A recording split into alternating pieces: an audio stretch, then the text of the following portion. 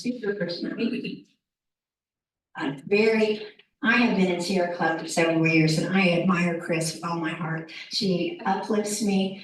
She encourages me to get out there and get going, Kathy, because she's a doer and she's also a teacher. She is the chair of the Miami Group's Brent Spence Bridge working group. The Brent Spence Bridge is finally going to be repaired, but how it's going to be done is going to be permanent. And right now is our only chance to get in there and make it the best possible approach to the changes that are coming. So we're looking at the environmental impact and we're educating you so that you can take action by calling the right person, showing up at a hearing, or writing a letter, making a comment. Chris is a professor at Northern Kentucky University. She's a very active outdoors person. She likes to talk about kayaking with her daughter. Isn't that great? I would love it if my daughters would kayak with me. If you're ready, Chris, to take over the microphone and tell us about what's going on here and what we can do. Okay. And we need to use the microphone because people can't hear. That's so weird because I'm used to talking to like a class with 100 people in them. But last time we did have a slight problem so that you could see it or Zoom couldn't. So in Zoom we're good. Perfect. So thank you, Kathy. That was really sweet. And come on March 23rd, we'll talk about mother-daughter backpack bonding time. I've successfully taken all 3 daughters and my husband backpacking, thanks to our great backpack school. So I am a graduate and now I'm a backpack leader. Quick show of hands, because I can't remember to last summer. How many were here when we had Bridge Forward here, we had the Boo Good last summer? Okay, good. So what we're gonna do is do a quick flashback, a little bit of history that was presented. The goal is to actually have you draft some comments so that they can be submitted, because the deadline is Friday. When Kathy talked about public hearings, there was a problem in that they were held about the same time the newsletter article. So it was too late to get a large contingent to the public hearings, although we were able to get an email blast out. So written comments and online comments are the last chance gasp. And I will be ably assisted by our legal eagle, Nathan Alley, when it gets to the nitty gritty of what is NEPA and how can we have effective and legally appropriate comments.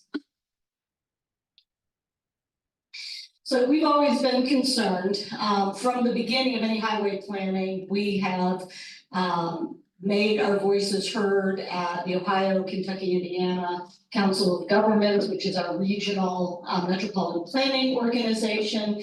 As soon as they talked about a new bridge, we said, could you get rail on it?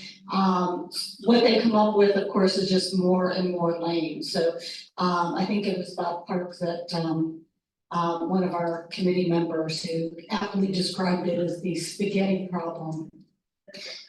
So in terms of when to comment, no kidding, it is this Friday. And they're going to take our comments and finalize this supplemental environmental assessment, which was over 400 pages worth of here it is, and now you get to comment. So we're not going to ask you to read 400 pages, okay? That's why we're doing this, to sort of help you through the key points of it and the key concerns we have on it. But we are asking you to get as many voices as you can before the deadline hits. So one of the things you're going to hear is the preferred alternative. This is the Kentucky and Ohio transportation planners saying, we have decided this is the alternative that will have the least impact and also serve the needs of the community. And I think you can see that it doesn't really do much to reduce the spaghetti problem. But they have concluded this is the best transportation option for our region. Bridge Forward, who has partnered with us, and they came and spoke last summer along with the Do Good Foundation. So these are slides that they presented, and they have been working actively with the county, with the city, with the Ohio Department of Transportation, saying, let's take a view of this just as we did with Fort Washington Way. How can we connect instead of disconnect? So we know there is a historic slicing and devastation of the minority communities in the West End. And they're saying, let's reconnect. So, okay, we can't get rid of all the spaghetti, let's reduce it and then build it in a way that downtown and the Western communities are reconnected instead of disconnected. This is one example of adding the type of decking that you see along Fort Washington Way. They were proposing something quite similar. They had engineers actually look at this in terms of feasibility, in terms of cost. And if you add it all up, it would significantly increase the amount of land available for new housing and development, as well as build walkable connections. And obviously, if you can live and work in the same area, that's going to improve safety, which the spaghetti problem of nothing but highway lanes will not. In terms of our position, I think you know what we want. We want transportation that is truly multimodal, that serves the entire community, not just those single occupancy vehicles. So one of the first things, and we've spent over a year now advocating at the city, county, and state level, talking about the big problem we have in this area. If you know Marilyn Wall, you know she has been involved for decades trying to get our combined sewer problem solved by separating the combined sanitary stormwater sewers. And that is also a $3.5 billion problem in terms of infrastructure. So the idea is, while you're working in this area, what can we do to take advantage of that, which Covington did very conveniently. So they're going to get a massive new stormwater system on the Kentucky side, and they're not proposing that on the Ohio side. So we have serious concerns about this problem. They want to use a 150-year-old brick sewer that's often flooded, called the McLean sewer, and just sort of connect. So they do want to separate some of the sewage from the stormwater, but the stormwater would go into a pipe that either will divert off to Mill Creek or into the Ohio. So we have serious doubts about the engineering feasibility of that. This is just an example of the combined sanitary sewer overflow. So I was trying to get the most current map. So we know we had a little bit of rain in the last couple of days. The blue dots are sewers that are actually flooded. So you can't even discharge. They're going to back up. And then all of the yellow dots are areas that were recently active. That means that sewage and stormwater are running off together. So it's a major problem, and it has been a problem for decades. What does that mean in terms of human health? It means it's not safe to use the river. So just a snapshot of heavy rain events and the sewage overflow. So the E. coli gets into the Ohio River, which should be a recreational resource for this area. And instead, all of those are areas that highly exceeded in the last year. And with climate change and the increasing frequency of these events, these numbers are just going to continue to go up. The other problem is that we've known for decades, 1997, that what comes off the highway, this was measured on I-75 just west of downtown Cincinnati, is loaded with toxic metals. So if you look at what the discharge limit is and you look at the measured stormwater runoff, all of these are toxic metals that are flowing off into our water. So one of our concerns is, even if they separate it, if you're still dumping it into our streams and waterways, and we know how much work has been done to improve Mill Creek and the Ohio River, you've got mussels that are filter feeders, all of these things. Metals do not degrade, they bioaccumulate. So anything that gets in there is going to get taken up by the mussels, taken up in the food supply, and ecologically. And we know that people fish whether there's warnings or not. So all of these are serious problems. So we want a transportation plan that makes sense. This has been our ongoing advocacy. It needs to be multimodal. It needs to address all age groups. Not everyone is driving age and not everyone should be driving. Our demographics say that the best way to clean our air is to reduce the amount of vehicles, not to increase the amount of vehicles. And that's exactly where this plan is headed. So do we have data that says we need to do something? Absolutely. So one of the air pollutants that is referenced in the study is particulate matter 2.5. So this is a huge problem, especially with the truck traffic.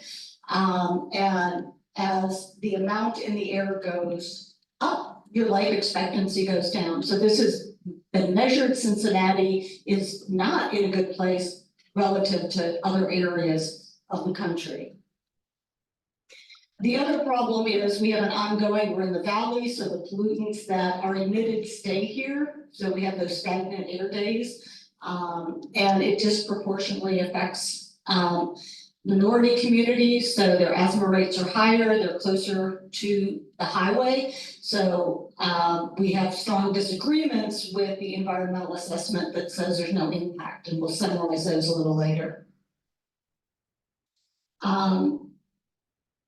In terms of calculations, so they're talking about potentially 40,000 or more vehicles moving through here, and they're saying that that would have no adverse environmental impact on our air quality or our water quality. So just take 2,000, and this is how much more pollutants are being emitted. They said it would have very little impact on greenhouse gases.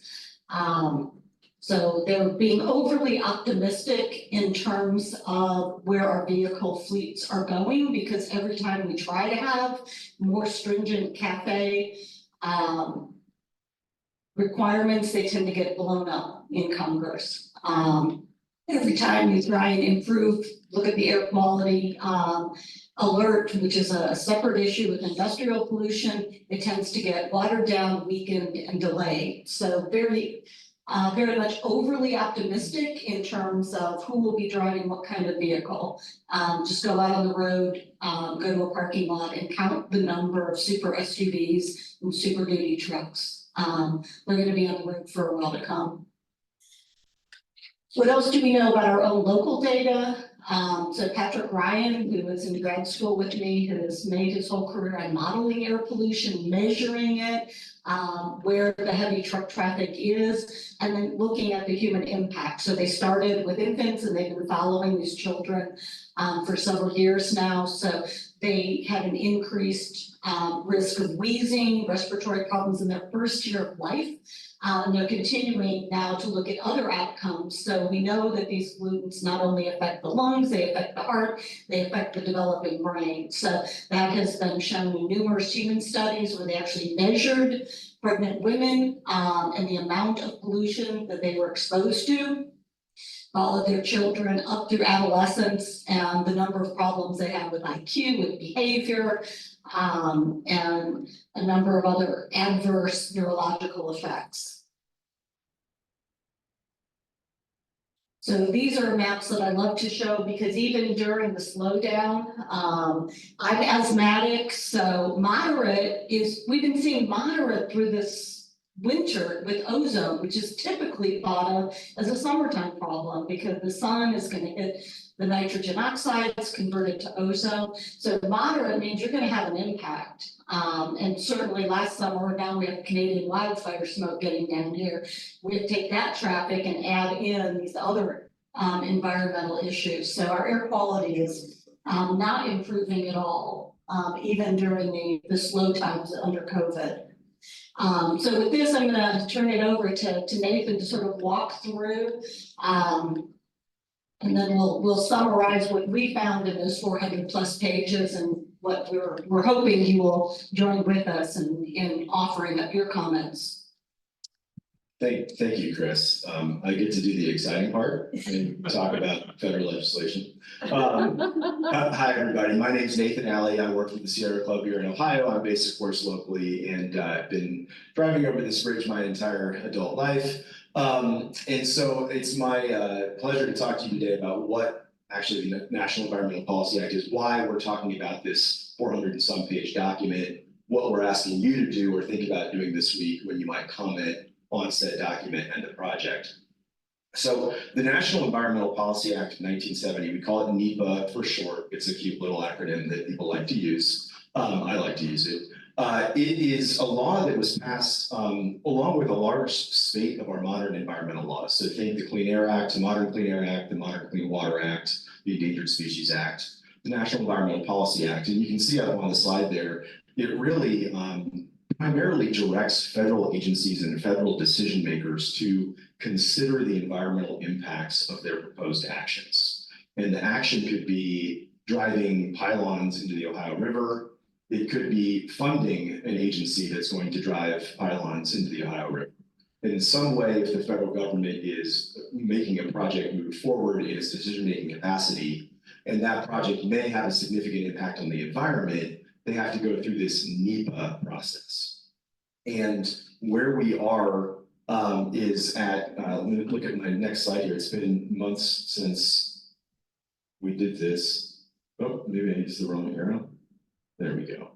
Okay, so how does NEPA work? So we're talking about a supplemental environmental assessment, and that's a really big mouthful. But what that basically means is the first thing the agency has to do is determine whether or not the project might have a significant impact on the environment. And when we say project, in this case, we're talking about not only the new companion bridge and rehabilitation to the existing bridge, but it's an 8-mile corridor of traffic improvements that move up into the city of Cincinnati and down into the city of Covington. That's where a lot of the stormwater impacts that Chris was talking about really play in. It's not just the bridge or bridges themselves, it's all this attendant infrastructure on either side of the river. So the environmental assessment, which for this project was originally actually written back in 2012, or I should say finalized back in 2012, looks at the purpose and need, quote unquote, for the project. What is the project trying to do? What are the federal dollars trying to accomplish? What are the potential alternatives to the project that may result in fewer negative impacts to the environment or to public health? What are those potential impacts, including how the project interacts with other things around it? We call those cumulative or indirect impacts. And then also a whole host of other permits and agencies and things like that that the project might need to move forward. So I mentioned, back in 2012, they finalized an environmental assessment. That environmental assessment led me to what's probably my favorite environmental law acronym, and that's called a FONSI, which is a finding of no significant impact. And that's a very literal statement. So what the 2012 environmental assessment said is that this huge, giant 8-mile project will not, in their estimation, result in a significant impact on the human environment or the natural environment.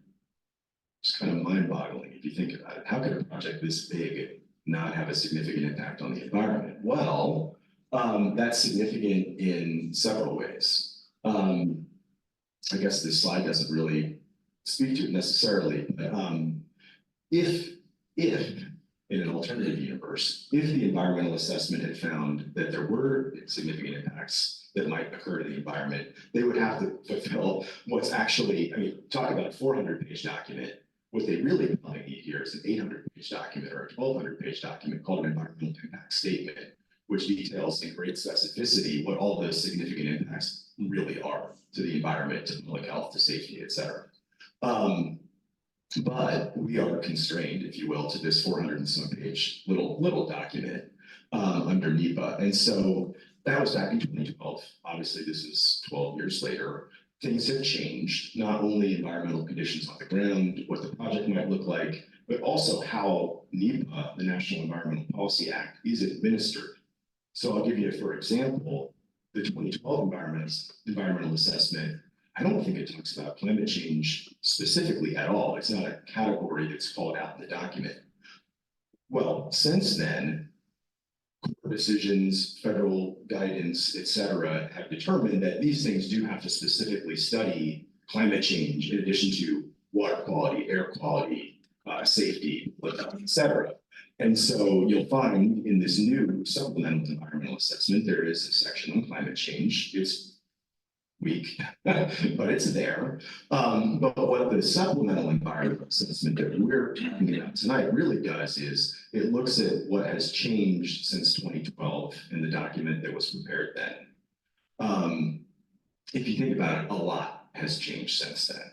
And so, for example, you talked a little bit about the makeup of traffic on the bridge. So they're saying there will be no significant air quality impacts, in part because even though they're projecting an increase in traffic, they're saying, well, we're getting all these new low emission electric vehicles. And so even if there's more of them, they won't result in these negative air quality impacts.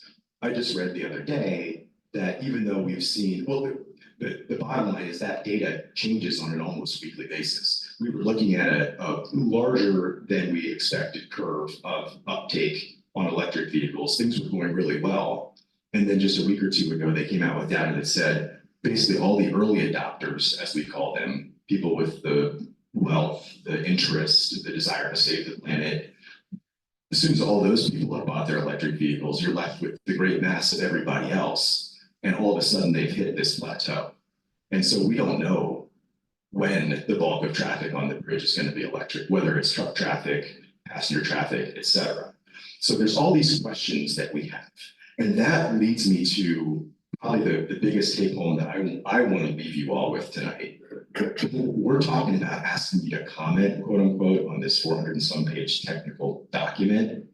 That's not really what we're asking you. Yes, if anyone, especially if anyone has the technical expertise or the experience or history, please dig in and give them those very specific comments. But what anyone can do is ask questions. And the first one that you can do in the next couple of days, at least, is ask us. So if you think of yourself, oh, here's this big project, there's not going to be any significant environmental impacts. What about, this thing that I think about, again, like local air quality impacts, like Chris was talking about, sensitive populations close to the project. Won't that be a significant impact? Well, what we can do is either refer to the document and say, well, this is what they're saying, or it's very valid for us as a big organization with, all these thoughts and capacities and resources to ask questions and or comments. Why doesn't the document cover X, Y, or Z? Why does your data stop here? Why did you not consider this study? Where is this discussion? Why is that missing? So please, even if you have questions, send them our way. Certainly, if you have comments, send them our way, send them directly to ODOT. And I should mention too, it's a little bit of an alphabet soup. This project is being led essentially by three agencies, right? So on the Ohio side, it's the Ohio Department of Transportation. On the Kentucky side, it's the Kentucky Transportation Cabinet. And then, bringing them together is the Federal Highway Administration. And that's where the National Environmental Policy Act comes in. But we're primarily dealing with ODOT and KYTC, Kentucky Transportation Cabinet folks in this commenting process. I've bored them to tears, I think, so I can probably answer questions later, but I'm going to stop talking for now and give it back to Chris. Okay, thank you, Nathan.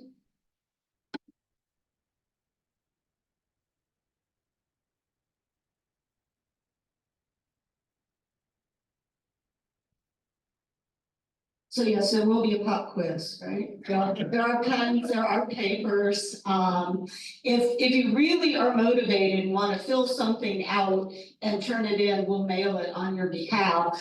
But again, there's extras if you want to take. For those who are online, very easy to find the public comment page. So the Brent Spence Bridge corridor.com. If you forget, just a quick Google search, it will come up. It's very easy to, their banner will take you directly to the page. So when Nathan talked about purpose and need, it's actually pretty simple. So any comments can be addressed to, is it really doing what it's supposed to do? And then we'll provide some counter arguments that what they're proposing isn't really meeting the purpose and need. So they say it's going to improve traffic flow, improve safety. The geometric deficiencies can be summed up as, hey, guess what? They took the shoulders away on the current bridge and that makes it unsafe. Well, they did it. So do we need $3.6 billion to fix their mistake? And then the key thing here is transportation corridors. But again, when they talk about transit and no significant impact, remember that not everyone has a car or can afford a car.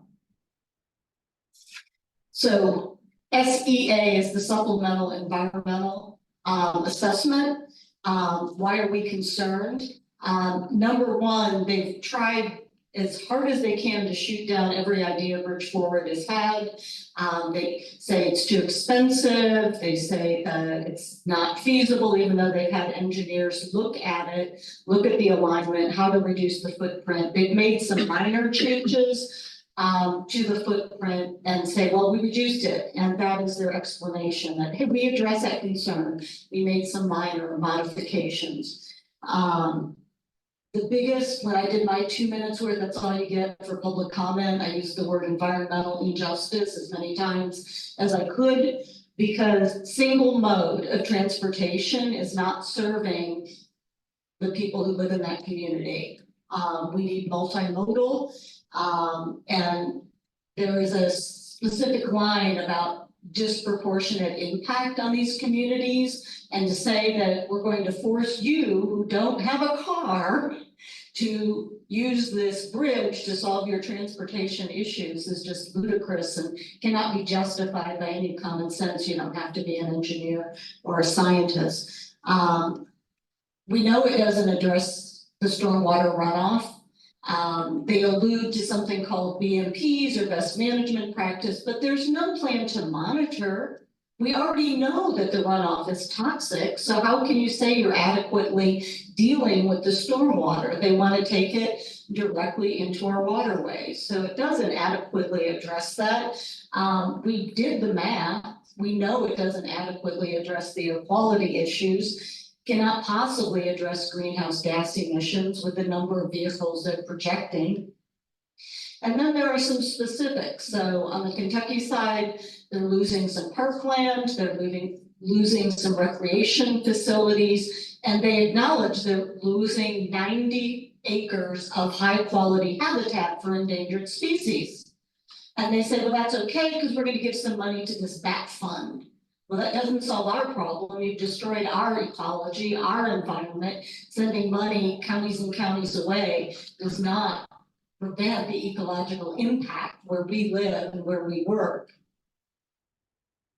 In terms of safety concerns, there are numerous studies that we will cite in our written comments and more detailed comments that improving safety is actually a misnomer, because they're going from 8 lanes of traffic to 16. The companion bridge is going to have 5 lanes each way, and then they'll cut down the existing bridge back to what it's supposed to be, 3 lanes each way with shoulders.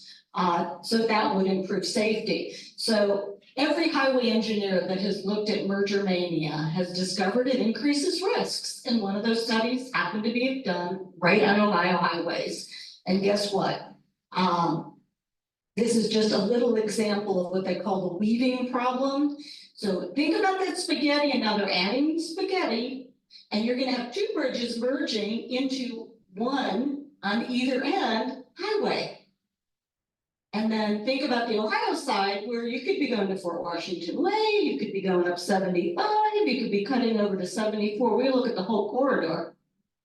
You know what they said to Bridge Forward? They said, you can't build anything that high. Did anyone see the newspaper today about what they did with 74?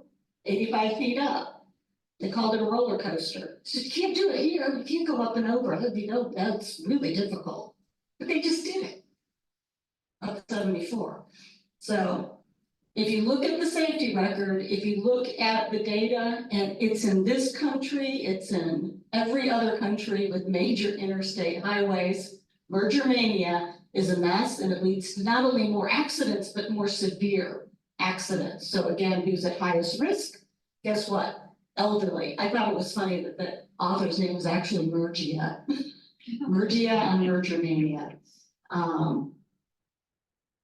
So this is the data that we will include. And again, this was emphasized by the DeVue Good Foundation. And they are submitting comments through the Coalition for Transportation. Sustainable transit and something. Yes. Yes. So, yeah, it's an umbrella group that's been advocating for more than a single mode of transportation. So they also looked at the traffic data. There's nothing that's suggests we actually need all those lanes. It's been flat. And if anything, it's projected to decrease. So this is the OKI data. This is the Ohio Department of Transportation data. Everyone who's counting traffic does not see this increase. However, there's this little phenomenon called induced demand. If you build it, they will drive it. 471 in this area is a classic example. If anyone can think back to when it opened, there wasn't a lot of traffic on it. Now it's just a parking lot. So you try and leave downtown, and the people in Kentucky actually aren't really happy about that because most of our Ohio drivers that are just going to jump over at Coney.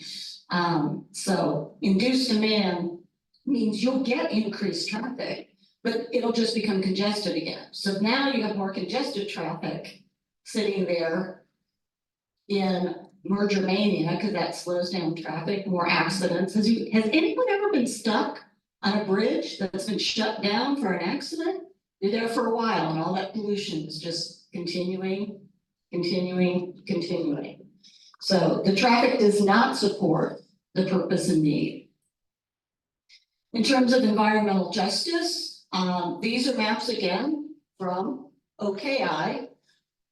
Look at the traffic corridors, look at where high poverty rates are, look at where high minority populations are. They're following the highway. They're already being subjected to the pollution. That's a health disparity. If you zoom in, those with disabilities, elderly, zero car, low income, zero car. They don't have a car. How is this helping them? It's not. This is the map showing the ecologically important. So the red zones are where the more threatened and endangered species have been located. So again, you may not think about it as being a hotbed, but it turns out it is. So again, losing 90 acres of high quality forested habitat, plus the impact on the waterways. This is what they concluded. My mind was spinning when I was sitting there waiting for my turn to speak. So I had this little handout. So this is the short version of what they concluded and what they said. No disproportionately high and adverse effects on minority and low-income populations. I guess they're suddenly all going to get cars. Maybe they'll just walk across that bridge. Well, you can't do that. No substantial impact. These are all the high-risk groups that are summed up that they are supposed to say, is this going to have an adverse effect? Nope. And minimal impacts to air quality, greenhouse gases, and climate change.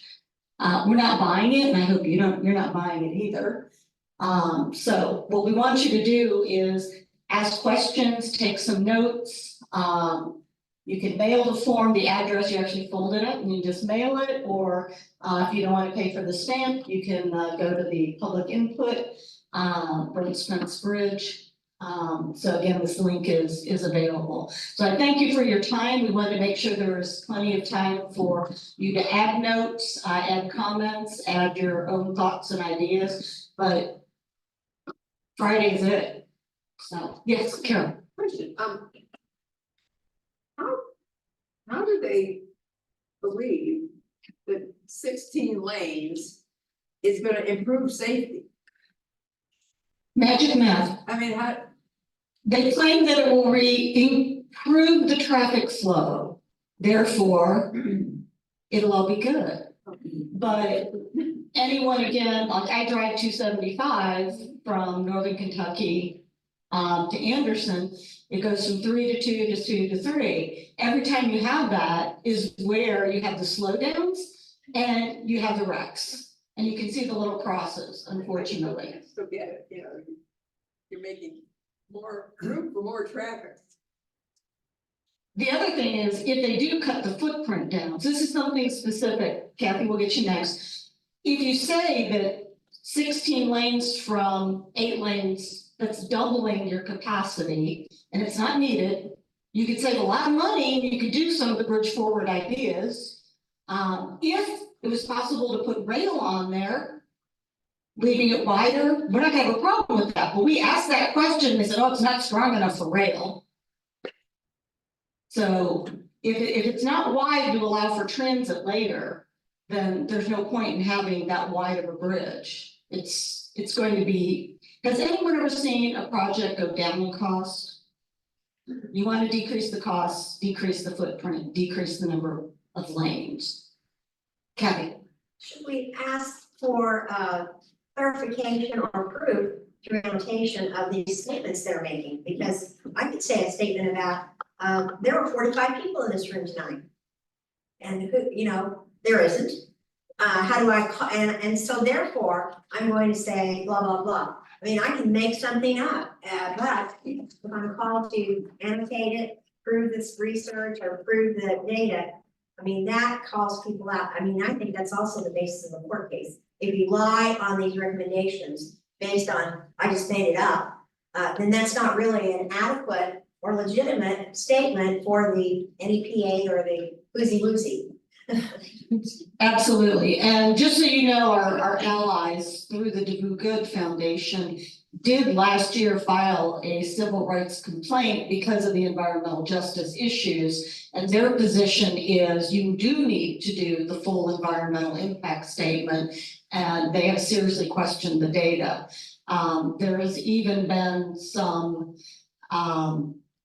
pushback from some of the federal agencies concerning, and we will be citing some of their letters in our response.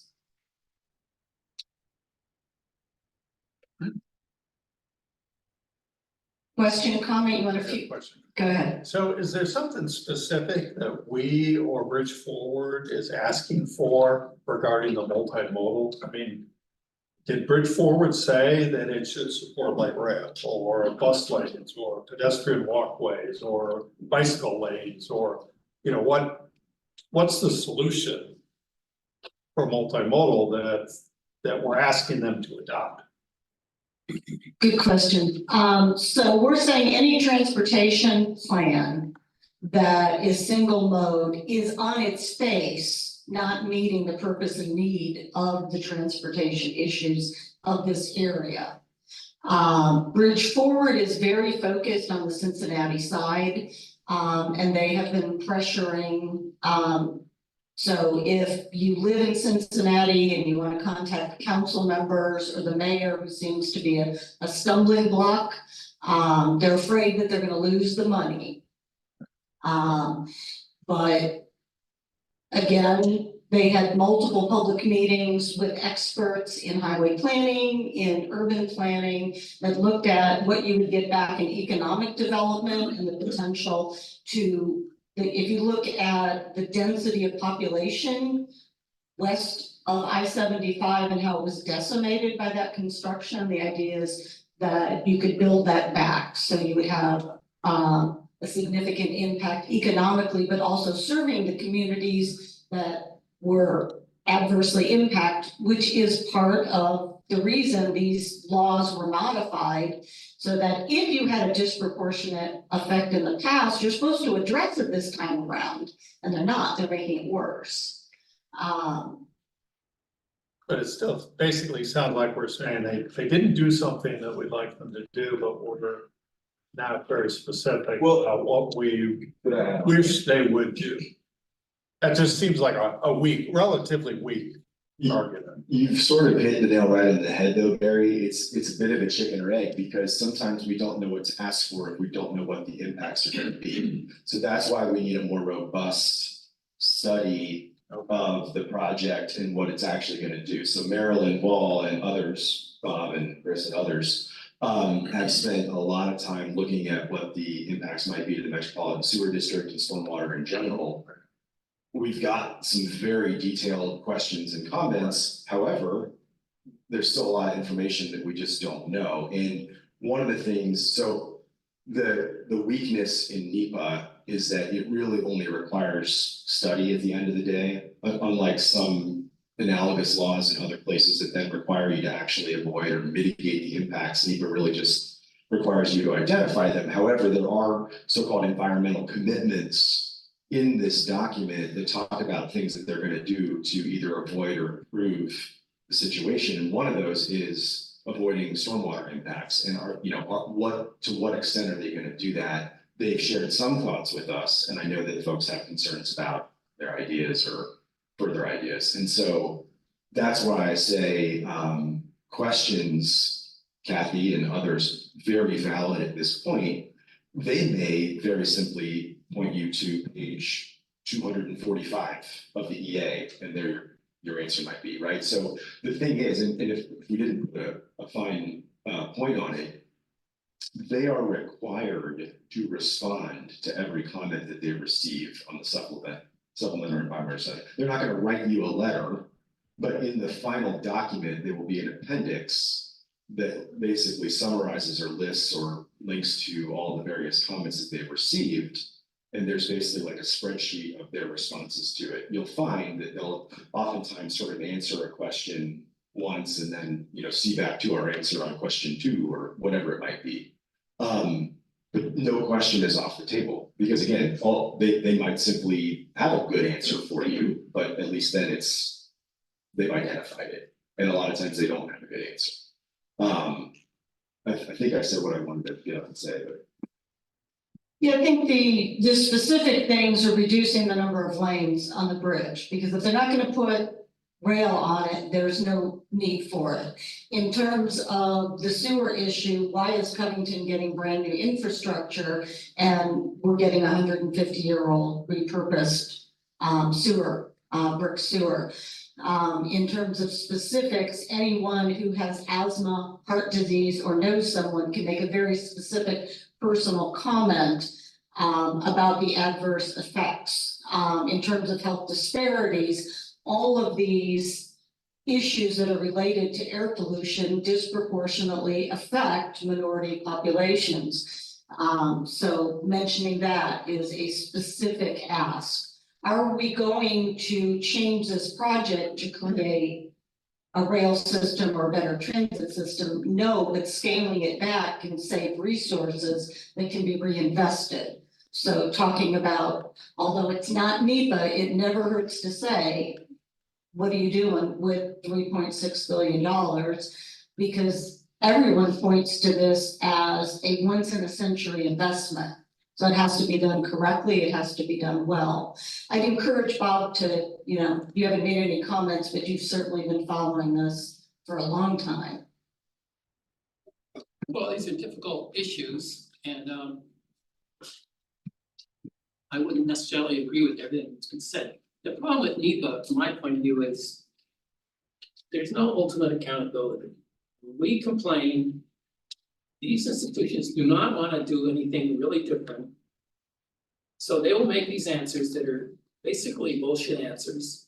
For example, saying it's not strong enough for a train. We're not talking about freight trains filled with hundreds of tons of crushed rock in every car, And they have to design a bridge that will hold bumper to bumper, fully loaded semis in 4 lanes.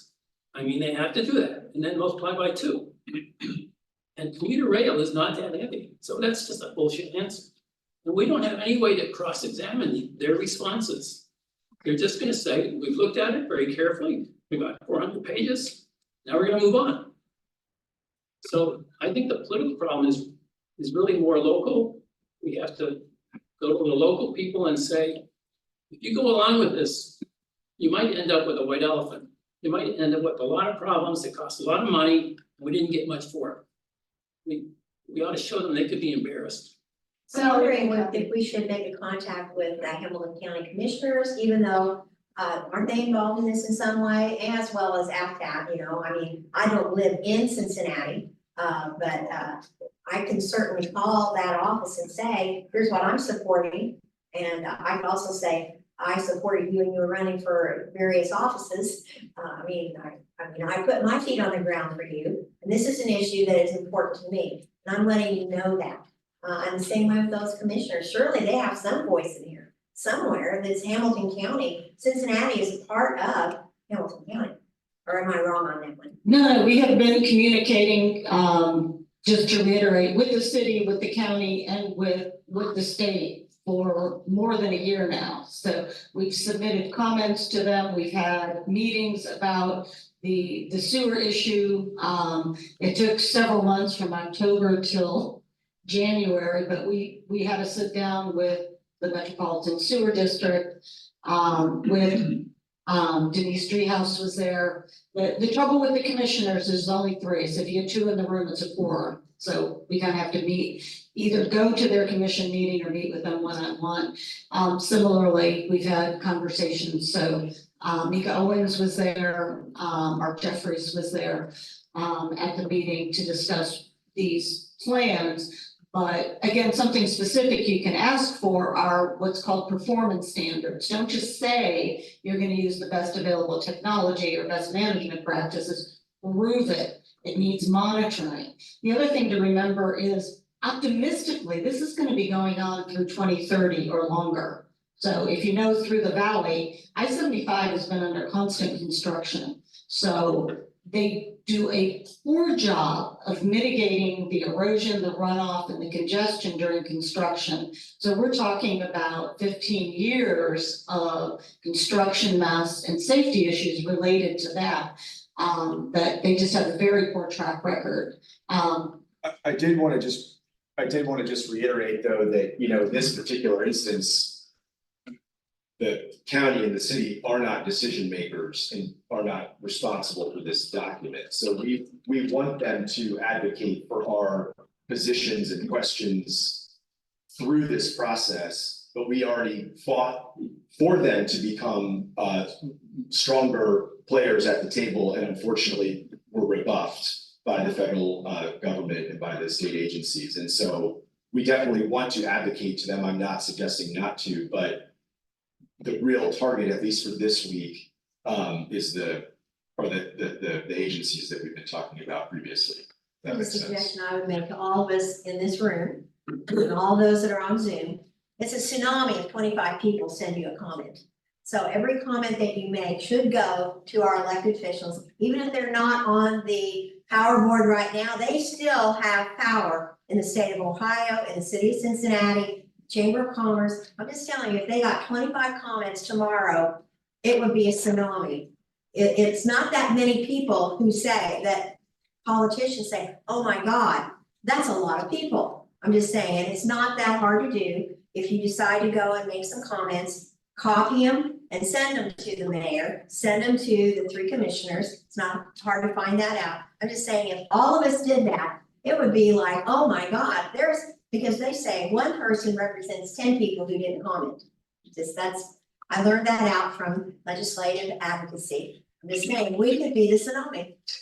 Absolutely. I think we certainly always copy the county and the city on our correspondence to the agency. I think that's a great idea.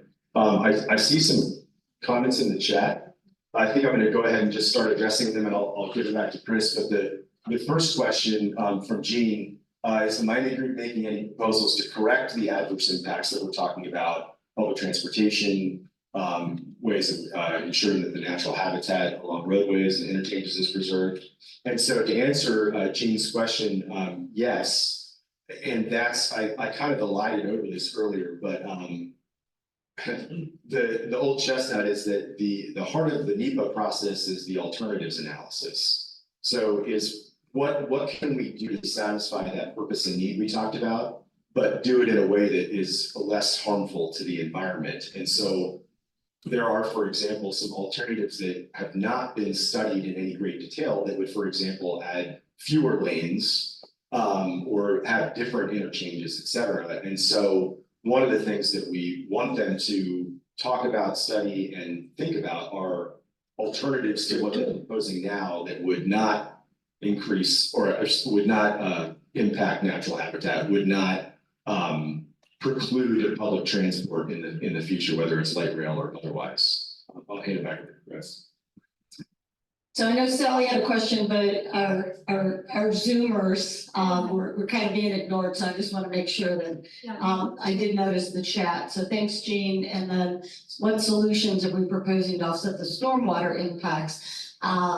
That is where, again, we want verification that what they do with the stormwater is not just dumping it into the waterways, that it goes through some treatment. Again, if you go back to the studies that were done in the late 90s, those engineers not only identified the problem, they identified the solution. So there's a way to use activated sand and the filters to capture that heavy metal that could then be recharged. Of course, it's a little more expensive when you're doing something like that, but there are technologies available that we don't see anywhere that they're proposing to use. Everything we've seen that they've shown us is just directing the water into this very old brick sewer with a new line that will connect to Mill Creek. So when the McLean sewer that goes to the Ohio is flooded, it would get diverted to the Mill Creek, which is not much of a solution. So we have concerns about the capacity. We're not engineers, so this is where the questions we're going to ask is, how are you going to monitor?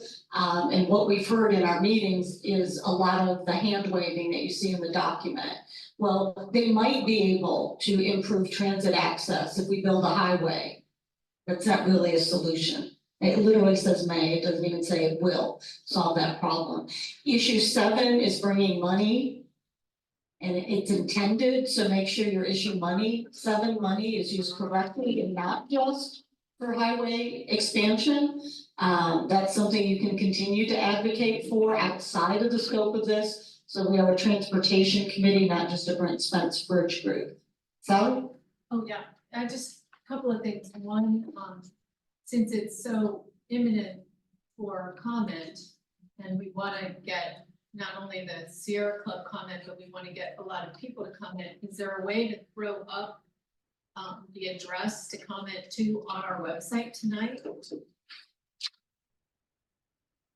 I believe that we're already connected, but I'll coordinate with Barry because we submitted a newsletter article, and then this, thanks to Kathy and Jean, came about. So I think they combined the information, but again, what Carol was asking about the website, take home the comment. The website is listed there.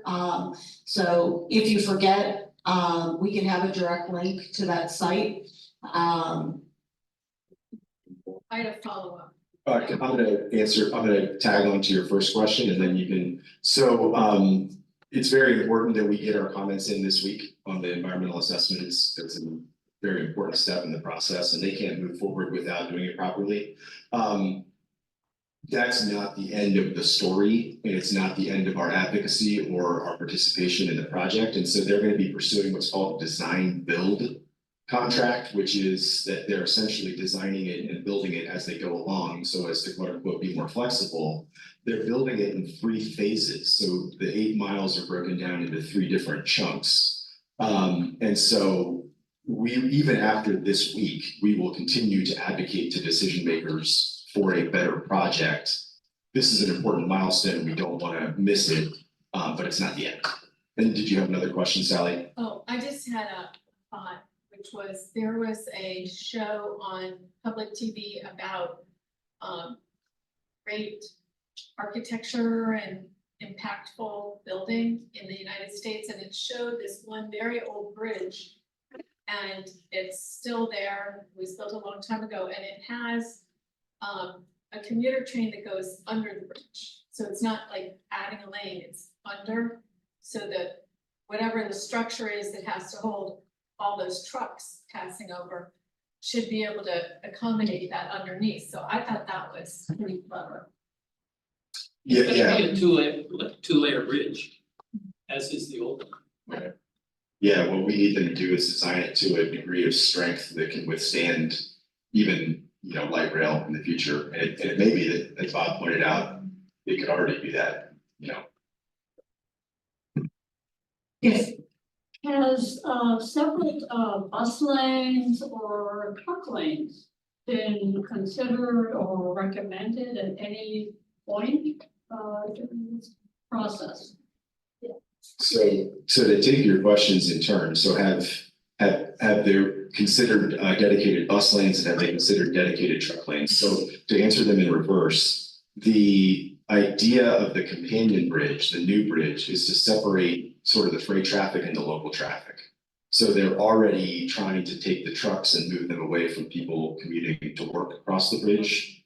And I'm not endorsing this, and I don't agree with this, but Carol, to sort of answer your question, the document would tell you that it's safer in part because they're separating those trucks from the commuters, and if you have a truck breakdown, now your commuters aren't affected anymore. That's not good enough, but that's, you know. In terms of the dedicated transit lane, that's something we advocate for. That's definitely within our comments. They are saying that they can always stripe or dedicate a lane of the traffic in the future. So that's one of the benefits they'll tell you of having more lanes, is that in the future, they could always make, in the future nebulous, they could always make one of them transit only. So what we would like is some the actual commitment to that effect, if they're really gonna talk. So I think it's a little after 8, which is the usual wrap-up time, yes?